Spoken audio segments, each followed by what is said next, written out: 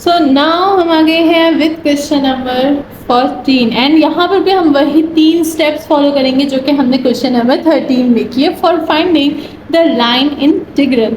सो चलिए सबसे पहले स्टेप में हम लोग जो है एग्जिस्टनेस फाइंड करेंगे कि क्या ये एग्जैक्ट है या नहीं है। ठीक है, सो हमारे पास है step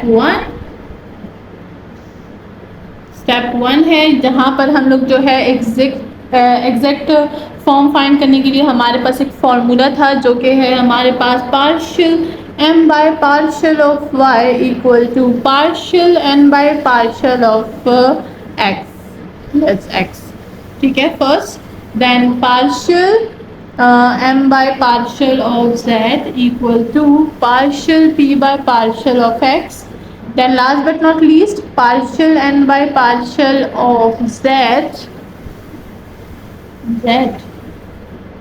equal to partial p by partial of y। ठीक है, तो चलिए हम लोग इनको फाइंड करेंगे। यहाँ पर हमारे पास क्या होता है, अगर देखिए x है, सो हमारे पास ये जो है m है, this is the m, this is the n, this is the p।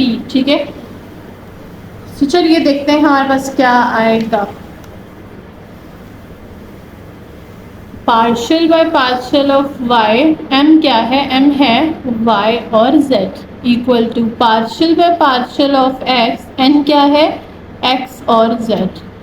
Then partial by partial of z, m क्या है y z equal to partial by partial of x, p क्या है x y।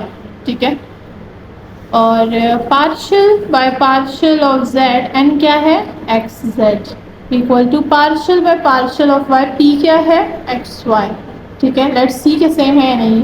y को with respect to y करेंगे तो z आ जाएगा, x को with respect to x करेंगे तो z आ जाएगा। Yes, this is correct. ठीक है, देन z को विद रिस्पेक्ट टू z करेंगे तो y आएगा, x को x से रिस्पेक्ट से करेंगे तो हमारे पास y आ जाएगा। This is also exact. Then z को z के x आ जाएगा, y को y से तो हमारे पास आ जाएगा x, तो ये भी एग्जैक्ट है। यानी ये सारा का सारा जो फॉर्म है हमारे पास, ये क्या है, डिफरेंशियल फॉर्म हमारे पास ये एग्जैक्ट है। नाउ हम चलेंगे सेकंड स्टेप पर। सेकंड स्टेप क्या होता है, पोटेंशियल फंक्शन को फाइंड करना, जिसको हम यहाँ पर f से डिनोट करते हैं। ठीक है, सो चलिए अब हम फाइंड करेंगे पोटेंशियल फंक्शन।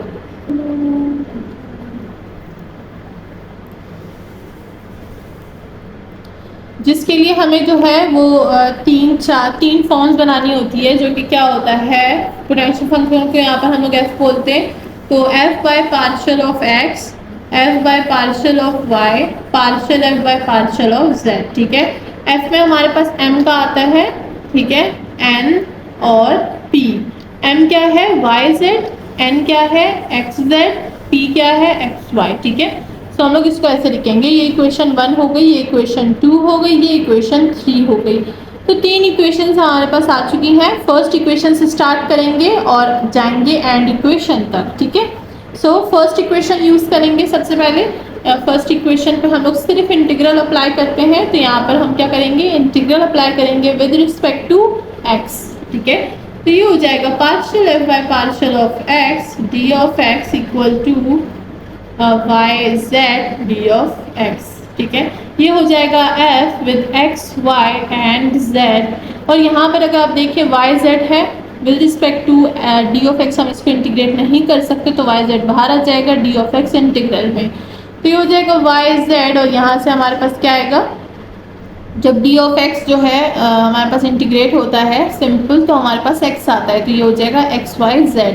साथ ही arbitrary function for y and z, जो कि हमारे पास g y और z हो जाएगा। ठीक है, now this is our potential function का इक्वेशन, तो इसको हम स्टार इक्वेशन बोल देंगे। नाउ बढ़ेंगे, इसको ऊपर लिखेंगे ताकि इसी में हम फिर पुटिंग करते रहें। ठीक है, so this will be f x y z equal to x y z plus g of y and z। This is the हमारा पोटेंशियल फंक्शन इक्वेशन। ठीक है, अब हम लोग ले लेंगे, डिफरेंशिएट करेंगे पोटेंशियल फंक्शन को with respect to y, and इसको हम जो है वो इक्वेट कर देंगे एम एन के रिस्पेक्ट से इसको इक्वेट कर देंगे तो partial F by partial of Y आएगा इक्वल टू एन। एन क्या था हमारे पास? एन था हमारे पास, वेयर इज एन, अब मुझे देखना पड़ेगा क्वेश्चन कहाँ गया। यस, एक्स एन जेड, ठीक है। तो एक्स एन जेड हमारे पास जो है क्या था, वो एन था। तो चलिए एफ को सबसे पहले पुट करते हैं, partial by partial of Y. F क्या है? ये फुल एफ है, X Y Z plus G Y Z equal to X और जेड। तो अगर y को y के रिस्पेक्ट से हम लोग पार्शियल डिफ्रेंशिएट करें तो एक्स जेड आ जाएगा प्लस जी के में भी y है तो partial g by Y Z divide by partial of y equal to X Z cancel, g जो है हमारे पास 0 के इक्वल आ जाएगा, ठीक है। तो चलिए अब इसको हम लोग इंटीग्रेट करते हैं बोथ साइड्स।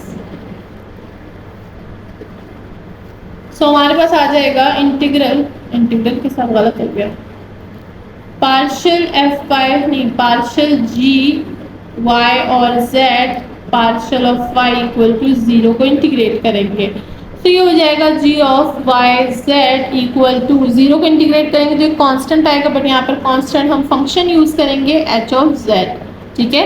तो चलिए इसको रिप्लेस करते हैं, यहाँ पे जी ऑफ वाई जेड की जगह हम लगा देंगे एच ऑफ जेड।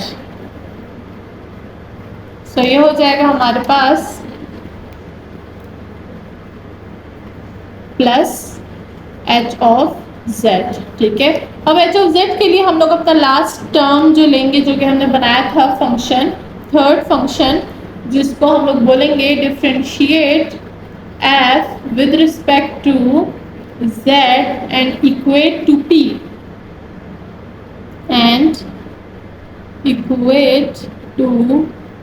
ठीक है।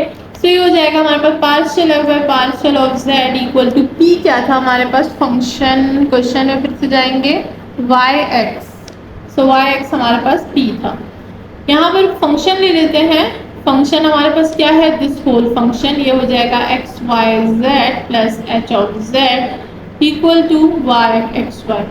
जेड को रिस्पेक्ट टू जेड करेंगे तो एक्स वाई आ जाएगा, ये हो जाएगा partial H of Z by partial of Z equal to X Y cancel, हमारे पास ये 0 के इक्वल आ गया। इसको इंटीग्रेट करेंगे तो हमारे पास सिर्फ एक कांस्टेंट वैल्यू आ जाएगी, जैसे कि partial H of Z by partial of Z equal to 0, तो ये हो जाएगा हमारे पास कांस्टेंट सी के इक्वल, ठीक है। इसको पुट करेंगे यहाँ पे तो हमारे पास क्या आएगा, सिर्फ कांस्टेंट सी। तो हमारा जो फंक्शन है वो जो है पूरा का पूरा रेडी हो चुका है, पोटेंशियल फंक्शन हमारा फाइंड हो गया है जो कि है ये, ठीक है। So now this is a very simple and easy function for solving. अब क्या करेंगे, अब जो है अपने इंटीग्रल की जो लिमिट्स है वो ले लेंगे।